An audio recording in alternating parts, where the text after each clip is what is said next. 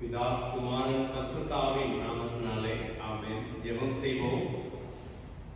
அளவற்ற அன்பு நிறைந்த நல்லாண்டவரே, இந்த காலை பொழுதிலே உடைய பரிசுத்த சன்னிதானத்திலே ஒரு குடும்பமாக நாங்கள் ஒன்று கூடி உம்மை துதிக்கவும் தொழுது கொள்ளவும் நீ செய்த தயவுக்காக நன்றியோடு உம்மை ஸ்தோத்திரிக்கின்றோம். இந்த வருடத்தின் 10 மாதங்களை நாங்கள் கடந்து இந்த 11வது மாதத்திலே காலடி எடுத்து வைக்க திரும்பி செய்திருக்கிறீர். உமக்கு கூடான கொடி ஸ்தோத்திரம். இந்த ஆராதனையிலே இந்த பிரசன்னம் எங்கள் மத்தியில் இருக்கவும் நீர் எங்களை ஆசீர்வதிக்கவும் தாழ்மையாக நாங்கள் ஜெபிக்கின்றோம். ஒரு பொருளுள்ள முறையிலே நாங்கள் அனுசரித்து உமக்கு சாட்சியாக வாழ திரும்பி செய்து எங்களை வழிநடத்தும். இயேசுவின் இன்ப நாமத்திலே வேண்டிக் கொள்கிறோம் நல்ல பிதாவே, ஆமென். கடவுளின் நாம மகிமைக்காக நமது ஆராதனைக்கு ஆரம்பமாக பாமாலைகளிலே முதலாவது பாடல் ஆத்மமே உன் ஆண்டவரின் திருப்பாதம் பணிந்து. பாமாலை எண் 1.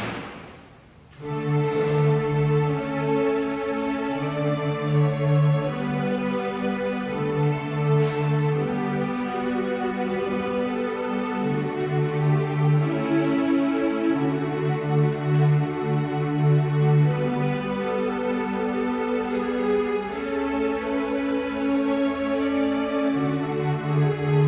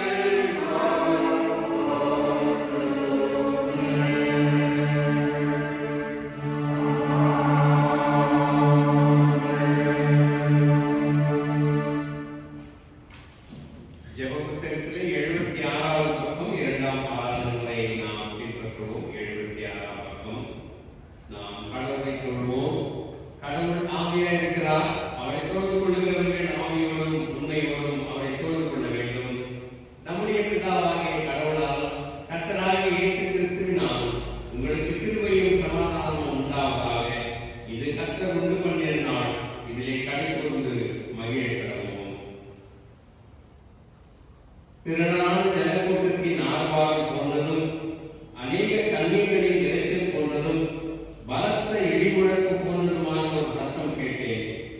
அல்லேலூயா! சர்வ வல்ல கடவுளாகிய நம்முடைய கர்த்தர் ராஜ்யபாரம் பண்ண தொடங்கி இருக்கிறார்.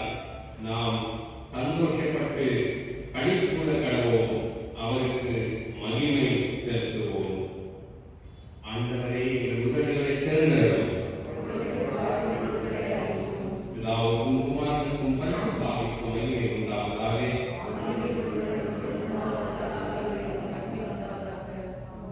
திரியேக கடவுளை போற்றுவோம். சேனைகளின் கடவுளாகிய கர்த்தரே, நீர் பரிசுத்தர், பரிசுத்தர், பரிசுத்தர். வானமும் பூமியும் உம் மகிமையால் நிறைந்திருக்கின்றன. உன்னதத்திலே ஓசன்னா.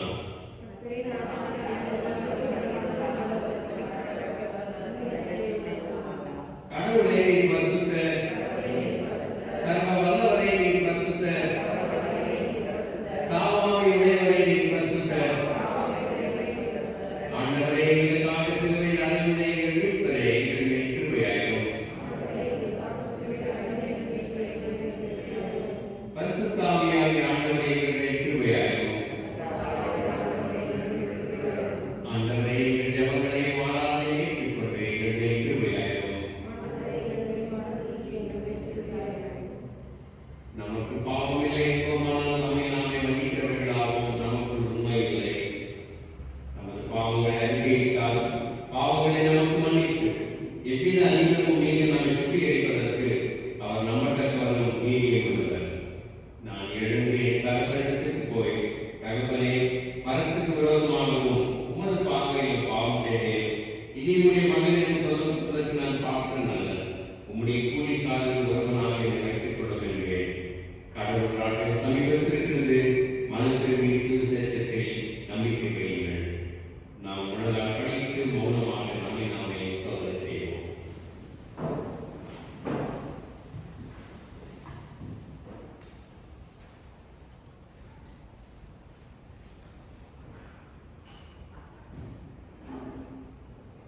சர்வ வல்லமையுள்ள கடவுளிடத்தில் நாம் நமது பாவங்களை தாழ்மையோடு அறிக்கையிடுவோம்.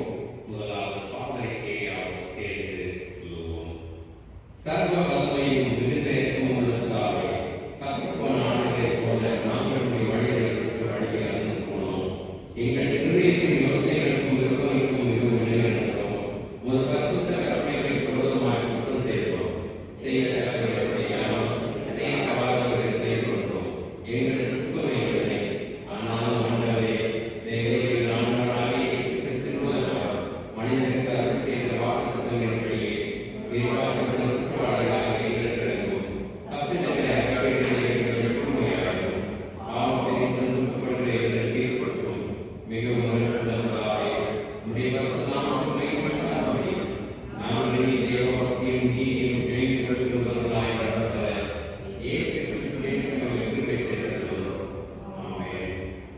சர்வ வல்லமையும் மிகுந்த இரக்கமுள்ள ஆண்டவர் மன்னிப்பையும் பாவ நீக்கையும் நமக்கு கட்டளையிட்டருளி வாழ்க்கையை சீர்படுத்துவதற்கான காலத்தையும் தமது பரிசுத்த ஆவியின் கிருபையையும் தேற்றங்களையும் தந்தருள்வாராக.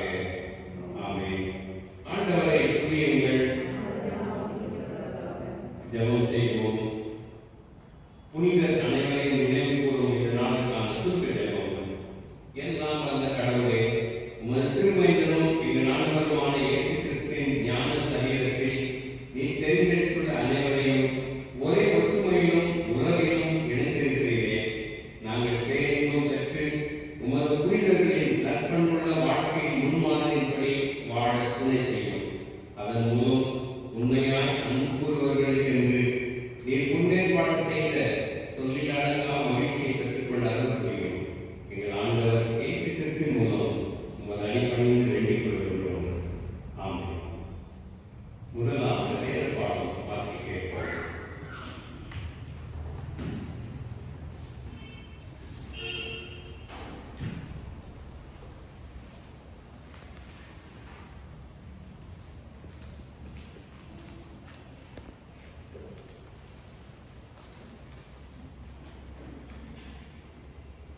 இன்றைய ஓய்வு நாட்களில் வாசிக்கப்பட வேண்டிய முதலாம் வேத பாடம் எரேமியா எழுதின தீர்க்கதரிசன புத்தகம்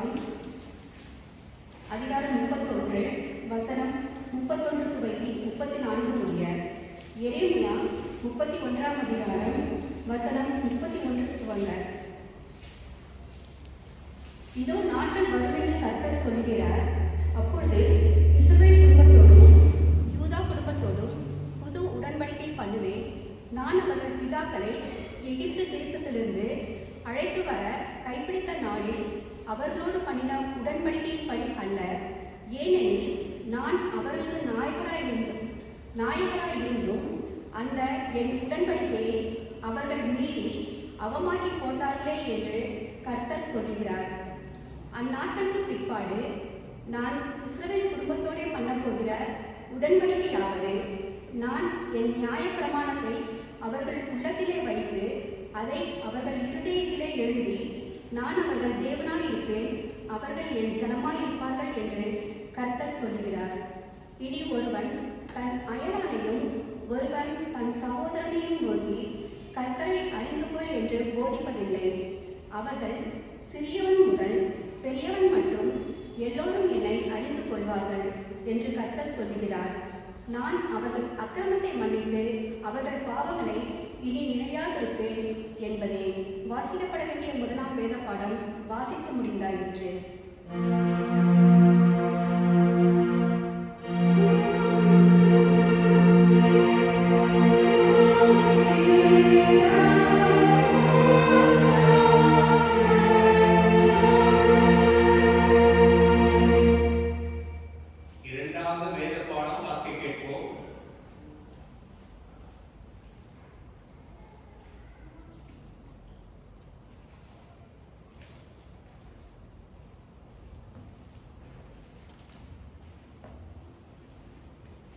The second reading is taken from the book of Revelation, chapter 7, verses beginning from 9 to 17.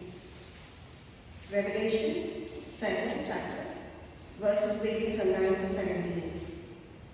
After this I looked, and there before me was a great multitude that no one could count, from every nation, tribe, people, and language, standing before the throne and in front of the Lamb. They were wearing white robes and were holding palm branches in their hands, and they cried out in a loud voice, "Salvation belongs to our God, who sits on the throne, and to the Lamb." All the angels were standing around the throne and around the elders and the 4 living creatures. They fell down on their faces before the throne and worshipped God, saying, "Amen, praise and glory, and wisdom and thanks and honor and power and strength be to our God forever and ever. Amen." Then one of the elders asked me, "These in white robes, who are they, and where did they come from?" I answered, "Sir, you know." And he said, "These are they who have come out of the great tribulation. They have washed their robes and made them white in the blood of the Lamb. Therefore, they are before the throne of God and serve him day and night in his temple. And he who sits on the throne will spread his tent over them. Never again will they hunger, never again will they thirst. The sun will not beat upon them, nor any scorching heat. For the Lamb at the center of the throne will be their shepherd. He will lead them to springs of living water, and God will wipe away every tear from their eyes." Here ends the reading.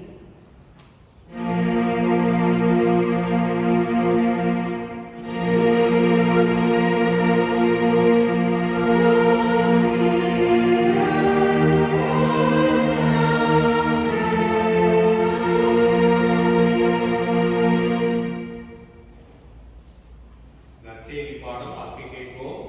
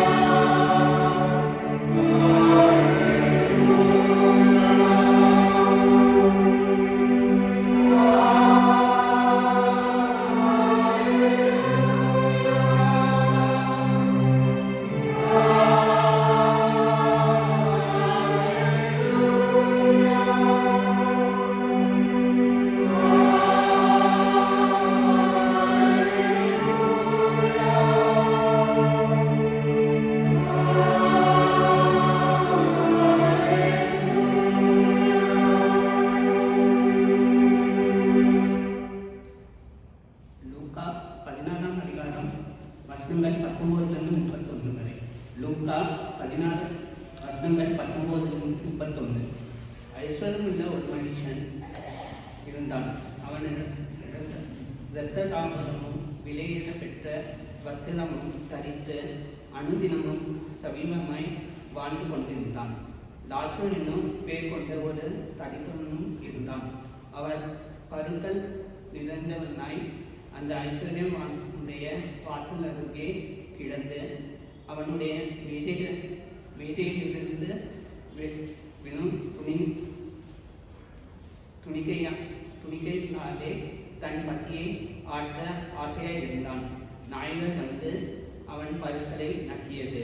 பின்பு அந்த தரித்திரன் மதித்து தேவதூதத்தால் ஆபிரகாமுடைய மடியிலே கொண்டு போய் விடப்பட்டான்.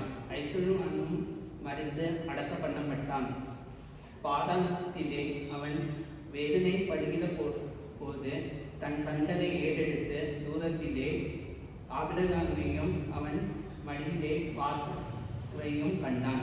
அப்பொழுது அவன் தகப்பனாகிய ஆபிரகாமே, நீர் எனக்கு இறங்கி லாசரு தன் விரலின் நுனியை தண்ணீரில் தோய்த்து என் நாவை குளிர பண்ணும்படி அவன் அனுப்ப வேண்டும். இந்த அக்னி ஜுவாலையில் வேதனைப்படுகிறேன் என்று கூப்பிட்டான். அதற்கு ஆபிரகாம், மகனே, நீ பூமியிலே உயிரோடு இருக்கும் காலத்தில் உன் நன்மைகளை அனுபவித்தாய். லாசருவும் அப்படியே தீமைகளை அனுபவித்தான். அதை நினைத்து கொண்டு இப்பொழுது அவன் தேற்றப்படுகிறான், நீயோ வேதனைப்படுகிறாய். அதுவும் அல்லாமல் இவ்விடத்திலிருந்து உங்களிடத்திற்கு கடந்து போகவும் அவ்விடத்திலிருந்து எங்கள் இடத்திற்கு கடந்து போகவும் மனதுள்ளவர்களுக்கு கூடாதபடிக்கும் எங்களுக்கு உங்களுக்கும் நடுவே பெரும் பிளப்பும் உண்டாகப்பட்டிருக்கிறது என்றான். அப்பொழுது அவன், அப்படியானால் தகப்பனே, எனக்கு 5 பேர் சகோதரர் உண்டு. அவர்களும் வேதனை உள்ள இந்த இடத்திற்கு வராதபடிக்கு அவன் போய் அவர்களுக்கு சாட்சியாக அறிவிக்கும் பொருட்டு நீர் அவனை என் தகப்பன் வீட்டுக்கு அனுப்பும்படி உம்மை வேண்டிக் கொள்கிறேன் என்றான். ஆபிரகாம் அவனை நோக்கி, அவர்களுக்கு மோசேயும் தீர்க்கதரிசிகளும் உண்டு, அவர்களுக்கு அவர் செவி கொடுக்கும்படி என்றான். அதற்கு அவன், அப்படியல்ல தகப்பனாகிய ஆபிரகாமே, மரித்தோரிலிருந்து ஒருவன் அவரிடத்திற்கு போனால் மனம் திரும்புவார்கள் என்றான். அதற்கு அவன், அவர்களே மோசேக்கும் தீர்க்கதரிசிகளுக்கும் செவி கொடாவிட்டால் மரித்தோரிலிருந்து ஒருவன் எழுந்து போனாலும் நம்ப மாட்டார்கள் என்று சொன்னான் என்றான். வாஸ்குலியும் ஆஸ்காய்.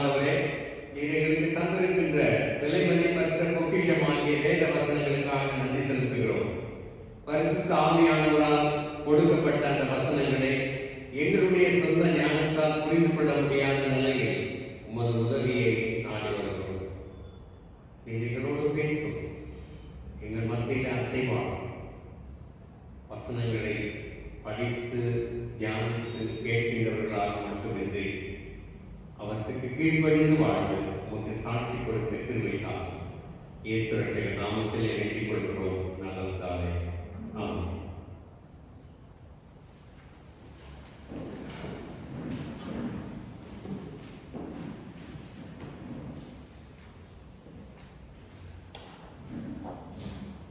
உலகத்திலேயே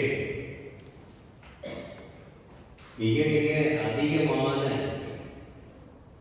செலவு செய்யப்பட்ட ஒரு ஃபியூனரல் சர்வீஸ் எதுவாக இருக்கும் நினைக்கிறேன்? The most expensive funeral. Alexander the great அவருக்கு தான் அது கொடுக்கப்பட்டதா. இயேசுநாதர் வாழ்ந்த வருஷத்துக்கு பிறந்த அந்த காலத்துக்கு முன்பு 323 BC 10th ஜூன் அவர் இறந்துவிட்டாராம். 32 வயசு தான் அவருக்கு. Macedonia, Greece, Persia, India, Pakistan போன்ற நாடுகளை எல்லாம் வெற்றி கண்டவர் அவர். மாசிடோனியாவுடைய ராஜாவாக அவர் இருந்திருந்தார். அவர் இறந்துவிட்ட சமயத்தில் பாபிலோனில் இருந்து மாசிடோனியாவுக்கு ஊர்வலமாக அழைத்து செல்லப்பட்டார். 17 மைல் ஃபியூனரல் ப்ரொசஷன், 17 மைல் ஊர்வலமாக அவருடைய சரீரத்தை எடுத்துச் சென்றார்கள். கோல்டன் சேரியட், தங்க ரதம், 64 குதிரைகள் அந்த ரதத்தை இழுத்து செல்வதற்கு. அந்த பெட்டியும் தங்க பெட்டி, துணிகள் எல்லாம் கூட தங்கம். இப்படி the most expensive funeral. யோசித்து பாருங்க, இன்றைக்கு 36,000 கோடி 36,000 crores நம்முடைய இந்திய நாட்டு மதிப்பீட்டில் சொல்ல வேண்டுமானால் $600 million. யோசித்து பாருங்கள், ஒரு ராஜா உலகத்தையே வெற்றி கொண்டு தன்னுடைய கைக்கு வர வேண்டும் என்ற நிலையில அவன் சொல்லி வைத்திருக்கிறான் போல, இப்படியெல்லாம் என்னுடைய ஊர்வலம், சப ஊர்வலம் இருக்க வேண்டும் என்று சொல்லி ஒவ்வொருவருக்கும் ஒவ்வொரு ஊர்வலங்கள். ஆனால் இன்றைக்கு நாம் நினைத்து பார்க்கிற பொழுது யாருமே அந்த ஒரு பிடி மண் கொடுத்து அடக்கம் பண்ண முடியாத சூழ்நிலை அந்த காலகட்டத்தில் நாம் வாழ்ந்து வருகின்றோம். கொரோனாவினுடைய தாக்கம் அப்படியாக நிறைந்திருக்கின்றது. அடுத்தது Ronald Reagan 24,000 crores. John F Kennedy அவருடைய funeral 2,400 crores. Princess Diana 72 crores. Michael Jackson 6 crores. இப்படி செய்திகள் எல்லாம் இருக்கின்றன. உலகிலே வாழ்கின்ற பொழுது எதற்கு மதிப்பு கொடுக்கிறோம், எப்படி வாழுகிறோம் என்கிறதை விடுத்து தான் இறந்த பிறகு இப்படியெல்லாம் அடக்கம் செய்ய வேண்டும் என்று சொல்கின்றது ஒரு ஃபேஷனாக போய்விட்டது. அமெரிக்க நாட்டிலே ரீசெண்டாக ஒரு கோட்டீஸ்வரர் அவர் இருந்திருக்கார். அவர் உயிரை எழுதி வைத்திருக்கிறார். Golden plated Cadillac car. அந்த கெடிலாக் கார்ல என்ன உட்கார வச்சு எனக்கு நல்ல சூட்டெல்லாம் போட்டு, அதெல்லாம் கோல்ட் பிளேட்டட், அதெல்லாம் என்னுடைய வாயில ஒரு சிகரெட் வைக்க வேண்டும், விலை உயர்ந்த ஒரு சிகரெட், அதெல்லாம் வச்சுட்டு அந்த காரோட சேர்த்து என்ன புதைக்கணும்னு அவர் வில் எழுதி வச்சிருக்காங்க. And it was carried on. அப்படியே அதனை செய்திருக்கிறார்கள். ஆக வாழ்க்கைக்கு நாம் மதிப்பு கொடுத்து வாழ வேண்டும் ஒழிய அதற்கு பிறகு நடைபெறுகிறது என்னவென்று நமக்கு தெரியாத ஒரு நிலை. ஆக நல்லபடி வாழ்ந்தால்தான் நல்லது நமக்கு கிடைக்கும் என்கின்ற ஒரு நல்ல எண்ணத்தோடு வாழ நாம் அழைக்கப்படுகிறோம். இந்த நாள் நாம் அனைவரும் அறிந்திருக்கின்றபடி ஆல் சயின்ஸ் டே, சகல பரிசுத்தவான்களின் தினம். நாளை தினத்திலே சகல ஆத்துமாக்களின் தினம், ஆல் சோல்ஸ் டே. இந்த all saints day, all souls day எல்லாம் சாவு, மரணம், கல்லறை இவற்றை இவற்றுக்கு சம்பந்தப்பட்ட ஒன்றாக இருக்கிறதை நாம் அறிகிறோம். சாதாரணமாக நம்முடைய மனசில் ஒரு கருத்து என்னன்னா, யாருன்னா why this is all saints day, செத்துக்கள்லாம் பரிசுத்தவான்கள் என்று நாம் நினைத்து விடுகிறோம்.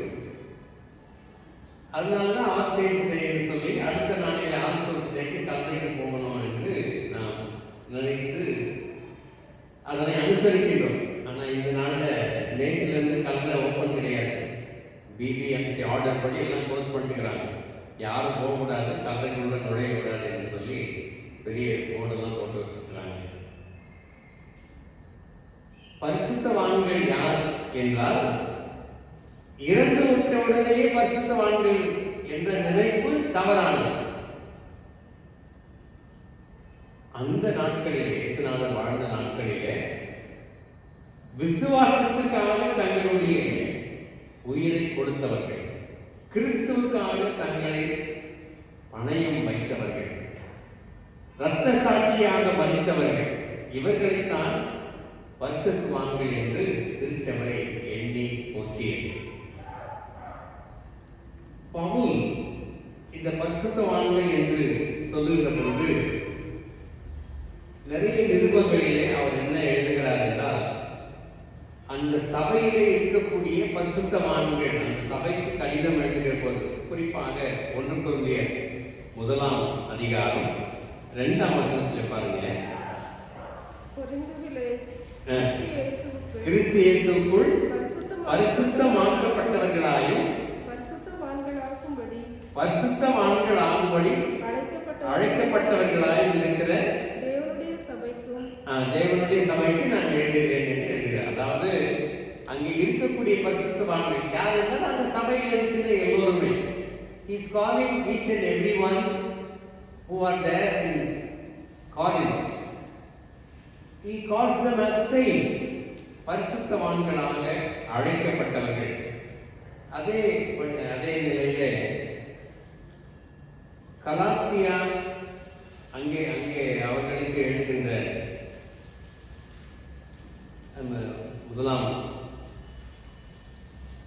எபேசியர்ல அவர் எழுதுவார் அந்த சபையில் இருக்கிறவர்களுக்கு.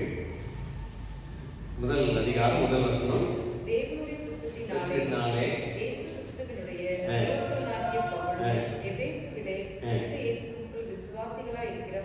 பரிசுத்தவான்களுக்கு எழுதுகிறார். அடுத்து வருகின்ற கொலோசையர் இப்படியெல்லாம் அந்த நிருபங்கள் எல்லாம் வருகின்றது. ஸோ சபையிலே இருக்கக்கூடிய பரிசுத்தவான்கள், அப்படி என்றால் பரிசுத்தவான்கள் என்று சபையில் இருக்கக்கூடிய அத்தனை பேரையும் அவர் குறிப்பிடுகிறதற்கு காரணம் என்னவென்றால், செயின்ஸ் பரிசுத்தவான்கள் என்றால் அகியாஸ் என்கின்ற ஒரு கிரேக்க சொல் அவர் எழுதுகிறார். அந்த அகியாஸ் என்பதற்கு that which is separated, பிரித்து எடுக்கப்பட்ட என்று அதற்கு அர்த்தம். Temple of God is separate. It's a separate building for a separate purpose. மற்ற பில்டிங்கை விட இந்த பில்டிங் வித்தியாசமானது. இங்கு கடவுள் இருக்கின்றார், கடவுளை நாம் தொழுது கொள்ள வருகிறோம். மற்ற பில்டிங்ஸ்க்கெல்லாம் அது இல்லை.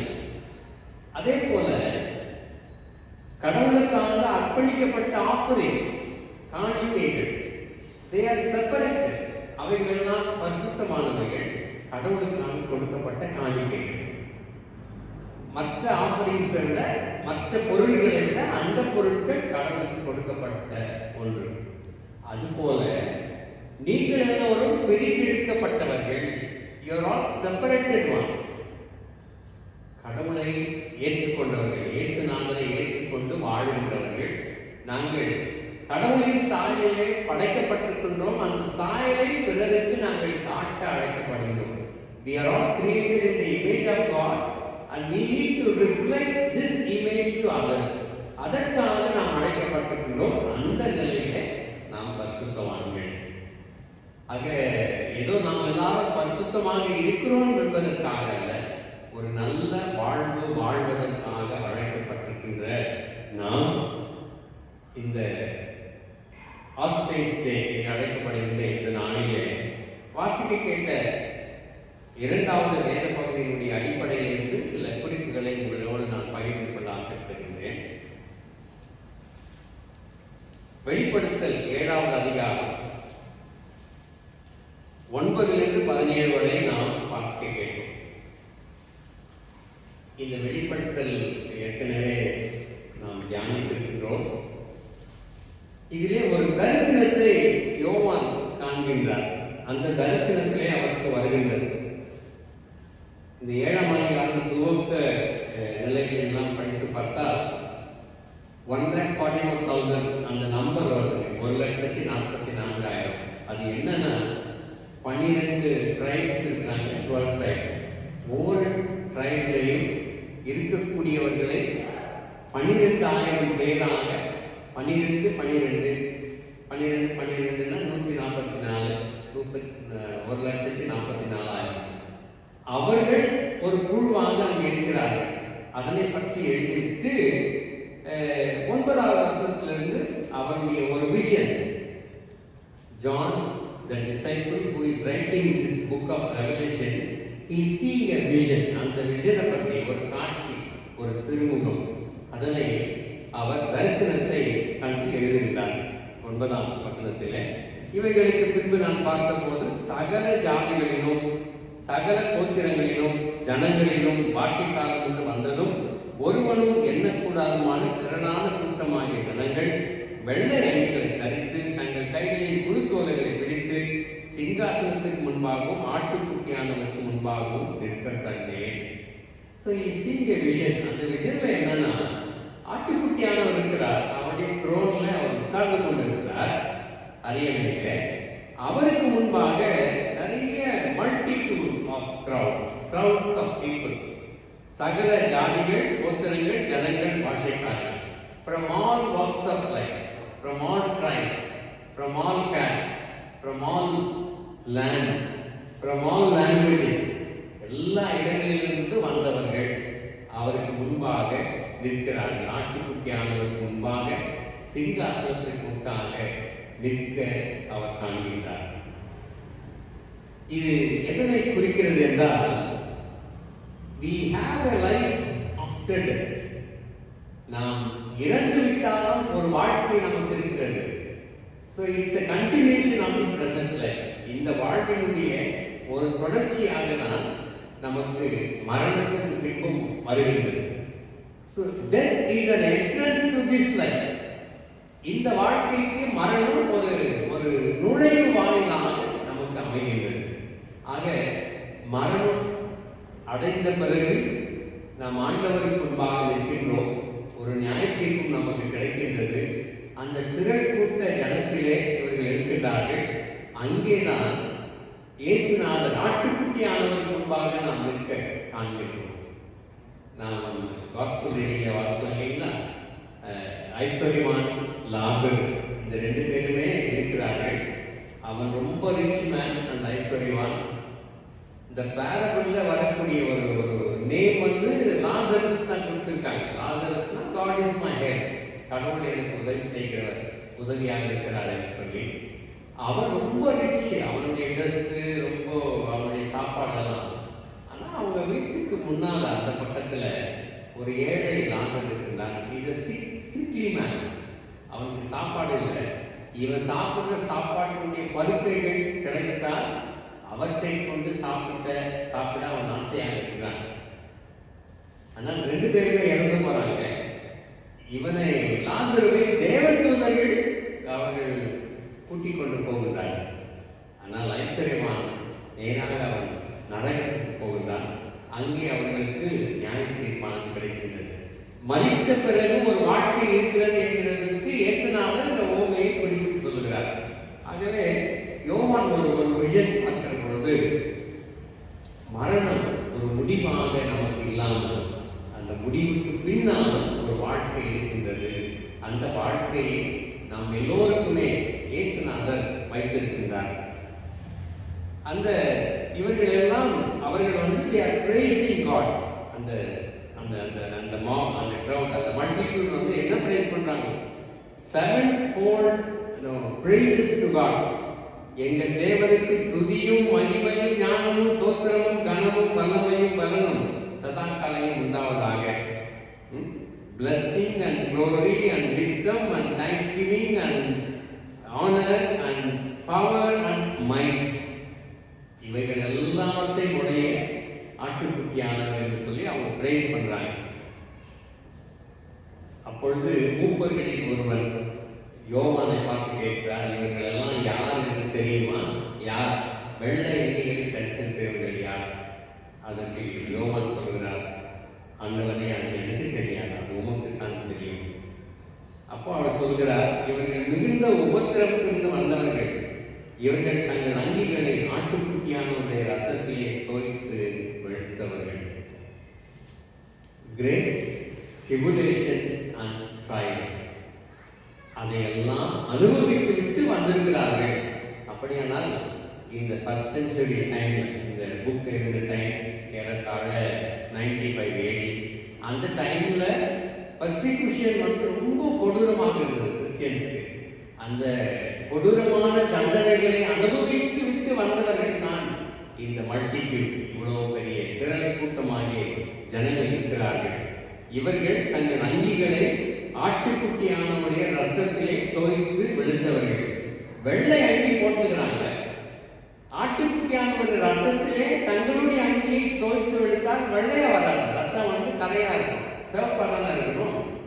என்ன அர்த்தம்னாக்கா, அவருடைய வாழ்வோடு தங்களுடைய வாழ்க்கையை இணைத்தவர்கள், அவருடைய சொல்படியெல்லாம், அவருடைய விசுவாசத்தின் படியெல்லாம், அவருடைய கட்டளையின் படியெல்லாம் வாழ்ந்ததினால இந்த ஆனர் அவர்களுக்கு கிடைத்திருக்கின்றது. என்ன அது? ஆட்டுக்குட்டியானவருக்கு முன்பாக நிற்கக்கூடிய அந்த ஒரு கௌரவம், அந்த ஒரு பெரிய மதிப்பு இவர்களுக்கு கிடைத்திருக்கின்றது. இந்த நிலையிலே தான் இவர்களுக்கு அந்த ஒரு மகிழ்ச்சியான ஒரு வாழ்வு, நித்திய வாழ்வு, இட்டர்னல் லைஃப் எப்படி வேண்டுமானால் மோட்ச வாழ்வு என்றெல்லாம் நாம் சொல்லலாம். They were able to get this because they lived according to the law of Jesus. கற்பனைகளுக்கு ஏற்றபடி, இயேசுநாதருடைய போதனைகளுக்கு ஏற்றபடி வாழ்ந்தவர்கள் தங்களுடைய வாழ்க்கையை இயேசுநாதருடைய தியாகத்தினாலும் அன்பினாலும் சிலுவையின் மரணத்தினாலும் இணைத்துக் கொண்டவர்கள் இவர்கள். ஆகவே இவர்களுக்கு அந்த ஒரு பெரிய பரிசாக ஒரு பிளஸிங், ஒரு ஆசீர்வாதம் அவர்களுக்கு கிடைத்திருக்கின்றது. இரண்டாவது, ஆனபடியால் இவர்கள் தேவனுடைய சிங்காசனத்தின் முன்பாக இருந்து இரவும் பகலும் அவருடைய ஆலயத்திலே அவரை சேவிக்கின்றார்கள். சிங்காசனத்தின் மேல் ஏற்றிருக்கிறவர் இவர்களுக்குள்ளே வாசம் பண்ணுவார். That is not a beginning, but it's that is not an end, but it's a beginning of a new life. அந்த புதிய வாழ்க்கைக்கு ஒரு ஆதாரம். That is not a separation, but it's a union with Christ. இரவும் சிங்காசனத்தில் வீற்றிருக்கிறவர் இவர்களுக்குள்ளே வாசம் பண்ணுவார். அந்த யூனியன் எப்படி இருக்கும்னு யாருக்குமே தெரியாது. It's a mystery, it's a transformation. இந்த உடலுக்கும் உயிர்த்தெழுதலிலே வரப்போகிற உடலுக்கும் ஒரு வித்தியாசமான உறவு இருக்கின்றது. அந்த டிரான்ஸ்ஃபார்ம்டு பாடியில தான் இயேசுநாதர் உயிர்த்தெழுந்தார். கூட்டி அறைக்குள்ளே அவர் போகின்றார். அந்த நிலையிலே இவர்கள் இருக்கின்றார்கள். அவர்களுக்குள்ளே அவர் வாசமாக இருக்க போகின்றார். அவர் வாசமாக இருந்து இவர்களை நடத்துவார் என்கின்ற ஒரு நிலையிலே இருக்கின்றார். So it's not a end, not an end, beginning of a new life. மரணம் என்கின்றது ஒரு புதிய வாழ்வுக்கு ஒரு அடையாளம் ஆதாரம். அடுத்தது ஒரு பிரிவினையாக, இந்த உலக வாழ்க்கையில் மரணம் வருகிற பொழுது அது ஒரு பிரிவு அல்ல, அதோடு கூட சேர்ந்து இருக்கக்கூடிய ஒரு நிலை. இவர்கள் என்ன செய்கிறார்கள்? சிங்காசனத்துக்கு முன்பாக இருந்து இரவும் பகலும் அவருடைய ஆலயத்திலே அவரை சேவிக்கிறார்கள். டே அண்ட் நைட் ஒரே வேலை பரலோகத்தில் இருக்கிறது. பிரைசிங் காட், அவ்வளவுதான். Praising God throughout the year, throughout the என்ன சொல்லலாம், எவ்வளவு நாளோ அவ்வளவு நாள் அதுதான் வேலை, வேற எதுவுமே கிடையாது. ஆக இரவும் பகலும் அவருடைய ஆலயத்திலே அவரை சேவிக்கிறார்கள். The worship and they serve God. அவர்களுக்குள்ளே அவர் இருக்கின்றபடியால், இவர்களும் அவருடைய பிரசனத்தில் இருக்கிறபடியால் அதனை அவர்கள் சேவிக்கின்றார்கள். இனி இவர்கள் பசி அடைவதும் இல்லை, தாகம் அடைவதும் இல்லை, வெயிலான உஷ்ணமாக இவர்கள் படுவதும் இல்லை. எந்த விதமான கஷ்டங்களோ அவர்களுக்கு இல்லாமல் இருக்கின்றது. சிங்காசனத்தின் மத்தியில் இருக்கிற ஆட்டுக்குட்டியானவரே இவர்களை வைத்து இவர்களை ஜீவ தண்ணீருள்ள ஊற்றுகள் அன்றைக்கு நடத்துவார். தேவன் தாமே இவருடைய கண்ணீர் யாவையும் உடைப்பார். எந்த விதமான கஷ்டங்களும் இன்றி அவர்கள் அங்கே வாழப் போகின்றார்கள். இவர்கள் மிகுந்த உபத்திரத்திலிருந்து வந்திருக்கின்றார்கள். ஆகவேதான் வெளிப்படுத்தல் 14:13 ஒரு அழகான ஒரு வசனம் வருகின்றது. 14:13 பின்பு பரலோகத்திலிருந்து ஒரு சத்தம் உண்டாக கேட்டேன். அது கர்த்தருக்குள் மரித்தவர்கள், கர்த்தருக்குள் மரிக்கிறவர்கள் பாக்கியவான்கள் என்று எழுது. Blessed are those who die in the Lord. கர்த்தருக்குள் மரிக்கிறவர்கள் பாக்கியவான்கள். யாரு கர்த்தருக்குள் மரிக்க முடியும்? யாரெல்லாம் கர்த்தருக்குள் வாழறாங்களோ அவர்கள் நான் கர்த்தருக்குள் மரிக்க முடியும். இங்கே death is a blessing இந்த மாதிரி இங்க வந்துருங்களா இந்த வசனத்துல? And I heard a voice from heaven saying, write this, blessed are the dead who from now on die in the Lord. இது கர்த்தருக்குள் மரிக்கிறவர்கள் பாக்கியவான்கள். அப்படியானால் அவர்கள் கர்த்தருக்குள் வாழ வேண்டும். அப்படி வாழ்கின்ற பொழுதுதான் கர்த்தருக்குள் மரிக்கிறவர்களாக இருக்க முடியும். எப்படி வாழணும்? கர்த்தர் சொல்லியபடி அந்த அன்பாக வாழ நாம் கற்றுக்கொள்ள வேண்டும். இருக்கின்ற வரைக்கும் கர்த்தரின் சொற்படி நாம் வாழ அழைக்கப்படுகின்றோம். அந்த வாழ்க்கையினால் நம்மை பரிசுத்தவானாக அல்லது அடுத்த உலகத்திலே நம்மை மோட்சத்திற்கு வழிநடத்த வழிவகுக்கும். வாட்ஸ்அப்ல ஒரு மெசேஜ் வந்து நான் உங்களுக்கெல்லாம் அனுப்பி நிறைய பேர் படிச்சிங்களே நம்ம கப் ஆஃப் டீ என்று அதற்கு பெயர் இல்லைங்களா. ஒரு சோல்ஜர்ஸ் எல்லாம் குளிர்ந்த இடத்துல கைகளெல்லாம் விரந்து போய் ஏதாவது கொஞ்சம் சூடாக டீ குடிக்கணும்னு நினைக்கிற நடந்து போயிட்டு இருக்காங்க. அவருடைய அந்த கேப்டன் அவங்க நடத்தி கொண்டு இருக்கிற அந்த லீடரும் போயிட்டு இருக்காரு. ஒரு டீ ஷாப் இருக்கு, ஆனால் அது லாக் ஆகிடுக்குது. அதை ஓப்பன் பண்ணிட்டு உள்ளே போயிட்டு பார்த்தா டீ வேண்டிய எல்லாமே இருக்குது. எல்லாரும் ஒரு 2 கப்பு டீ குடிக்கிறாங்க. அப்போ தான் கொஞ்சம் தெருப்பு வருகிறது. அதனால் அந்த லீடர் சொல்கிறாரு, ஐயோ நம்ம டீ குடிச்சிட்டுமே, இவருடைய ஒரு பெர்மிஷன் இல்லாமல் நம்ம வந்து குடிச்சிட்டுமே, இது நல்லது இல்லை. We are all discipline soldiers இல்லையா, அதனால நம்ம ஏதாவது பணம் வச்சுட்டு போனான்னு சொல்லிட்டு அவர் தன்னுடைய பர்சனல் எடுத்து சில ஆயிரங்கள் அந்த அங்கே டேபிளோட வச்சுட்டு மறுபடியும் க்ளோஸ் பண்ணிட்டு அவர் போயிடுறாங்க. அவருடைய வேலையெல்லாம் முடித்து கொண்டு அவர்கள் மீண்டும் வருகிறார்கள் அந்த வழியாக. அப்பொழுது அது ஓப்பன் ஆகிறது. அதில் ஒரு ஓல்ட்மேன் இருக்காருங்க. அப்பொழுது அந்த ஓல்ட்மேன் வந்து இவங்களை எல்லாரும் வர வச்சு அவங்களுக்கெல்லாம் டீ கொடுக்குறாரு, பணமெல்லாம் வர கொடுக்குறாங்க. அப்பொழுது அவர் சொல்கிறார், அப்போ இவங்க விசாரிக்கிறாங்க, கொஞ்ச நாளைக்கு முன்னால் இது லாக் ஆகிடுச்சுன்னு சொல்லி. அப்போ அவர் சொல்கிறாரு, யாரோ தெரியல புண்ணியமானவங்க என்னுடைய கடையை ஓப்பன் பண்ணி டீ குடிச்சிட்டு பணம் வச்சுட்டு போயிருக்காங்க. அந்த நாளில் நான் மூடிட்டு நான் வந்து ஹாஸ்பிட்டலுக்கு என் பையனை கூட்டிகிட்டு போயிருந்தேன். அவனுக்கு செலவு செய்ய என்கிட்ட பணமே இருந்ததில்லை. ஆனால் இந்த பணம் தான் அவனுடைய உயிரை காப்பாற்றியிருக்கிறது. Still God is there. கடவுள் இன்னும் இருக்கிறார். அந்த கடவுள் தான் யாரோ புண்ணியமான அனுப்பி எனக்கு பணம் கொடுத்திருக்கிறார். ஆக்ட் ஆஃப் லவ், அன்பின் ஒரு சிறு சிறு உதவிகள். அந்த அன்பிலே நாம் வாழுகின்ற பொழுது நமக்கு அந்த ஆசீர்வாதம் கிடைக்கின்றது. அப்படியாக வாழ்கின்ற பொழுதுதான் இந்த சகல பரிசுத்தவான்களுடைய தினம் என்று நாமும் கூட அந்த பரிசுத்தவானாக மாறுவதற்கு அது உதவியாக இருக்கும். அப்படிப்பட்ட ஒரு நல்ல வாழ்க்கையை வாழ கர்த்தர் நமக்கு கிருபை செய்வாராக. ஆமாம்.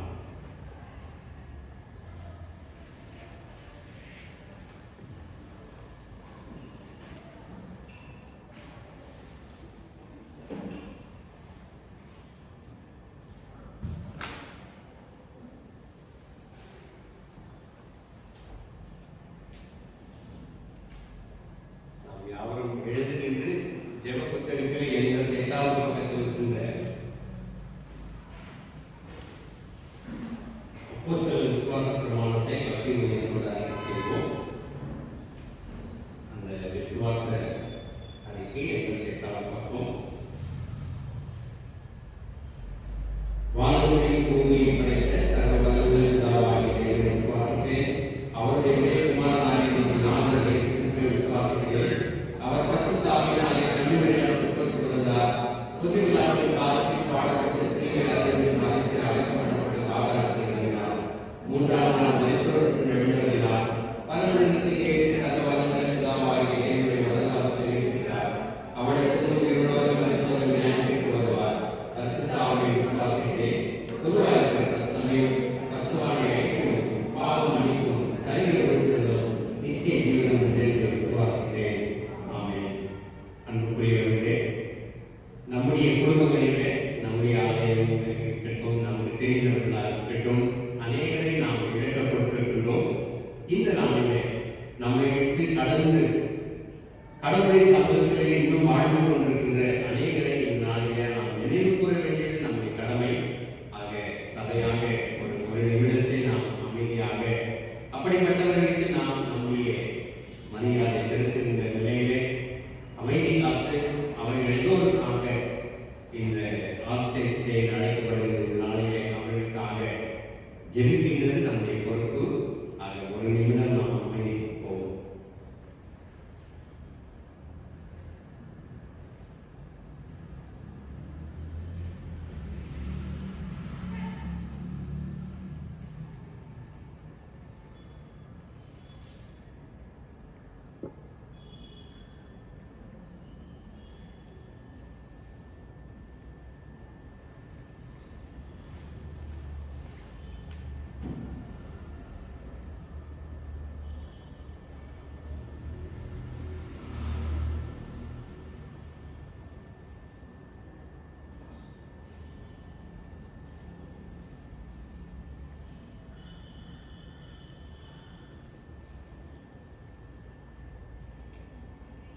அன்பு நிறைந்த நல்ல ஆண்டவரே, சகல பரிசுத்தவான்கள் தினம் என்று அனுசரிக்கப்படுகின்ற இந்த நாளிலே எங்களை விட்டு எங்களுடைய குடும்பங்களை எங்களுடைய உறவுகளை எல்லாம் விட்டு உங்களுடைய சமூகத்திலே வந்து இளைப்பாறிக் கொண்டிருக்கின்ற எங்களுடைய பெற்றோர்கள், பெரியவர்கள், சகோதர சகோதரிகள், குழந்தைகள், வாலிப பிள்ளைகள் என்ற பல நிலைகளிலே இருக்கக்கூடியவர்களை எல்லாம் இழக்க கொடுத்திருக்கின்றோம். இந்த நாளிலே அவர்களை எல்லாம் நாங்கள் நினைத்து அவர்களின் ஆன்மாவுக்காக நாங்கள் ஜெபிக்க அழைக்கப்படுகின்றோம். நம்முடைய சமூகத்திலே வந்திருக்கின்ற அவர்களின் வாழ்வை ஆண்டவரை நீர் ஏற்றுக்கொள்ளத்தக்கதாக நம்முடைய சமூகத்திலே நெஞ்சி கொண்டாடுகின்றோம். இந்த உலக வாழ்க்கையின் காரியங்களை பொறுத்து அவர்களை நீர் நியாயத்திற்கு செய்கிறீர். அது உமக்கே தெரியும். எங்களோடு வாழ்ந்த அந்த வாழ்க்கையை உறவுகளை எல்லாம் நினைத்து அதனை எழுந்திருக்கின்ற பொழுது கர்த்தர் எங்களுக்கு அன்பையும் ஆறுதலையும் தந்து வழிநடத்த உடைய சமூகத்திலே நெஞ்சு கொண்டாடுகிறோம். என்றாவது ஒரு நாள் மரணம் எங்களை ஆட்கொள்ளலாம். அதற்கு முன்பாக பரிசுத்தமாக நாங்கள் வாழ்வதற்கு எங்களை அர்ப்பணிக்கின்றோம். அப்படிப்பட்ட வாழ்க்கை வாழ்ந்து உமக்கு சாட்சியாக ஜீவிக்க கிருபை தாரும். இயேசு ரட்சகர் நாமத்திலே தாழ்மையோடு வேண்டிக் கொள்கிறோம் நல்ல பிதாவே. ஆமென். அமர்வோம். அறிவிப்புகளை இசை கேட்கலாம். திருச்சபையின் அறிவிப்புகள். வருகின்ற ஞாயிற்றுக்கிழமை காலை 8 மணிக்கு ஞாயிறு ஆராதனை திருவிருந்து ஆராதனையாக நடைபெறும். இந்த வாரத்தில் தங்கள் பிறந்த நாட்களை காண இருப்பவர்கள் mister Prashanth Kumar, missus Golden Scarlet Mary இவர்கள் இன்று தங்களுடைய பிறந்த நாட்களை கண்டிருக்கிறார்கள். Mister Kovan Sujay, mister Naveen, mister Santhosh Solomon, master Denis இவர்கள் வருகின்ற 3ஆம் தேதி தங்களது பிறந்த நாளை காண இருக்கிறார்கள். மிஸ்டர் நிக்கில் சாம்சன் 4ஆம் தேதியும், மிஸ்டர் சார் மொனால்ட் 5ஆம் தேதியும், மிஸ்ஸஸ் கவிதா ஜான்சேகர் 6ஆம் தேதியும் தங்களது பிறந்த நாட்களை காண இருக்கிறார்கள். மிஸ்டர் சாம்பந்தையா, மிஸ்டர் ஹேம்டன் ராஜா இவர்கள் 7ஆம் தேதி தங்களது பிறந்த நாளை காண இருக்கிறார்கள். இவர்கள் யாவரையும் திருச்சபை சார்பில் வாழ்த்து இனிய பிறந்தநாள் வாழ்த்துக்களை தெரிவித்துக் கொள்கிறோம். Mister Augustine and missus Priscilla Nancy Augustine தம்பதியினர் தங்களது திருமண நாளை வருகின்ற 8ஆம் தேதி காண இருக்கிறார்கள். இவர்களை திருச்சபை சார்பில் வாழ்த்து இனிய திருமண நாள் வாழ்த்துக்களை தெரிவித்துக் கொள்கிறோம். கடந்த வார காணிக்கை விவரம்: ஆராதனை காணிக்கை 5410 ரூபாய், மாதாந்திர சந்தத்தொகை 3250 ரூபாய், கட்டிட நிதி 650 ரூபாய், மரண நிவாரண நிதி 1800 ரூபாய், தோத்திர காணிக்கை 2200 ரூபாய், பிறந்தநாள் தோத்திர காணிக்கை 500 ரூபாய், ஆக மொத்தம் 13810 ரூபாய்.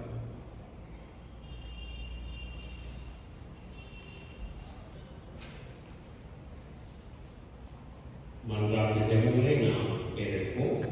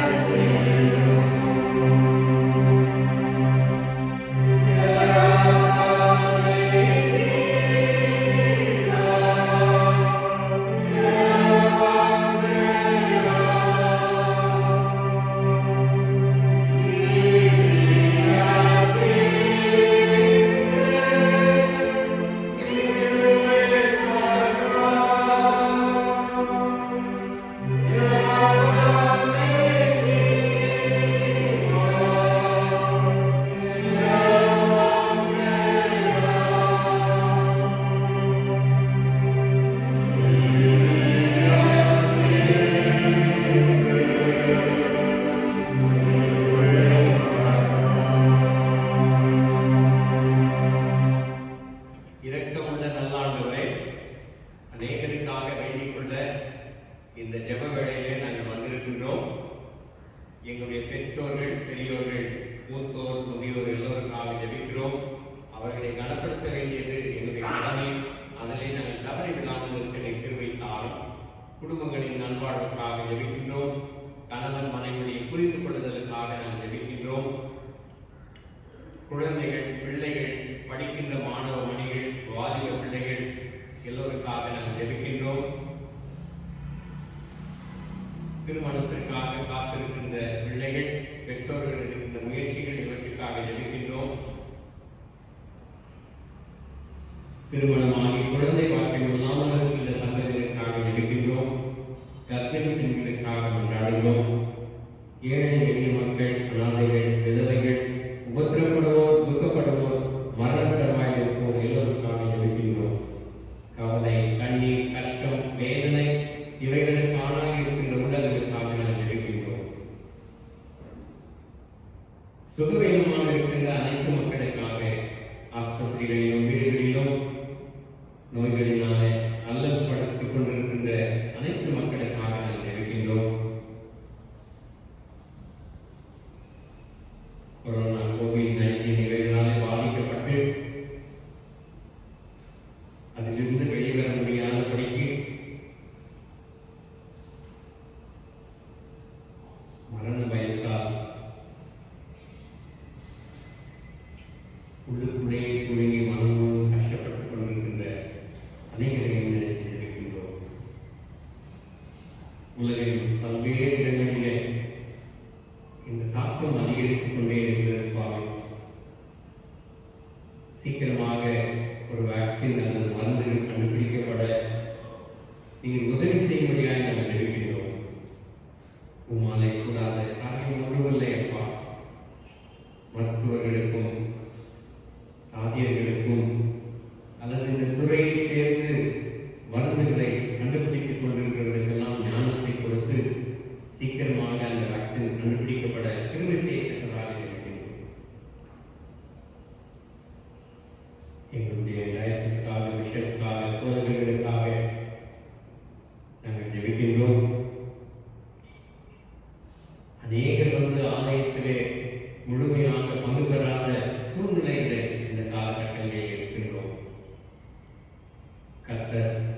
இப்படிப்பட்ட ஆசீர்வாதமான நாட்களையும் அதிவிரைவில் எங்களுக்கு தரும்படியாக நாங்கள் ஜெபிக்கின்றோம். எங்கள் நாட்டிற்காக, நாட்டின் தலைவர்களுக்காக நாங்கள் ஜெபிக்கின்றோம். உலக சமாதானத்திற்காக ஜெபிக்கின்றோம். பிறந்த நாட்களையும் திருமண நாட்களையும் இணைத்த அநேகருக்காக நாங்கள் ஜெபிக்கின்றோம். இன்னும் யாரெல்லாம் வேண்டிக்கொள்ள கடமைப்பட்டிருக்கிறோமோ அனைத்து மக்களுக்காக ஜெபிக்கிறோம். எல்லோரும் நாமை தொடர்ந்து ஆசீர்வதியும். துதி நல மகிமை உமக்கே செலுத்துகிறோம். இயேசுவின் இந்த நாமத்திலே வேண்டிக் கொள்கிறோம் நல்ல பிதாவே. ஆமென். பரமண்டலத்தில் இருக்கிற எங்கள் பிதாவே, உம்முடைய நாமம் புஸ்தப்படுவதாக, உம்முடைய ராஜ்யம் வருவதாக, உம்முடைய சித்தம் பரமண்டலத்திலே செய்யப்படுவது போல பூமியிலே செய்யப்படுவதாக. அன்றைய உலகத்தை எங்களுக்கு தாரும். எங்கள் குடும்பங்களுக்கு செய்கிறவர்கள் மன்னிக்கிறது போல எங்கள் குற்றங்களை எங்களுக்கு மன்னியும். எங்கள் சோதனைகளை சிக்கப்படாமல் தீமையை ரட்சித்துக் கொள்ளும். ராஜ்யமும் வல்லமையும் மகிமையும் என்றென்றைக்கும் உரியவர்களே. ஆமென். நம்முடைய கர்த்தராகிய இயேசு கிறிஸ்துவின் கிருபையும் பிதாவாகிய தேவனுடைய அன்பும் பரிசுத்த ஆவியுடைய ஐக்கியமும் நம் அனைவரோடும் இன்றும் என்றும் சகல நாட்களிலும் நிலைத்திருப்பதாக.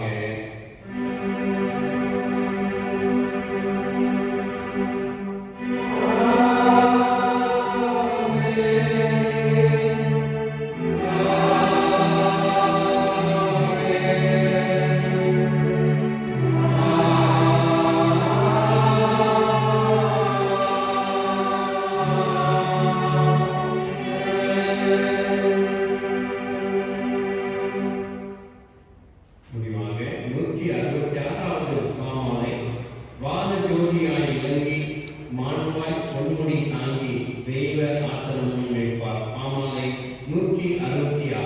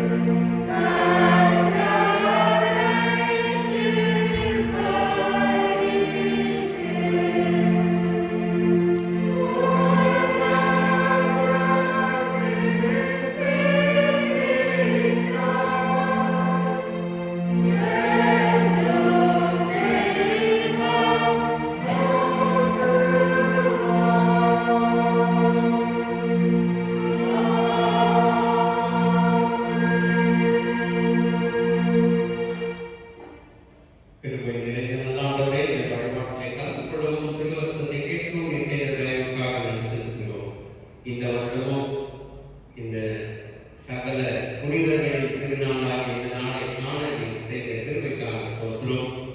ஆண்டவரே, நாங்கள் புனிதர்களாக வாழ எங்களை அழைத்திருக்கின்றீர்.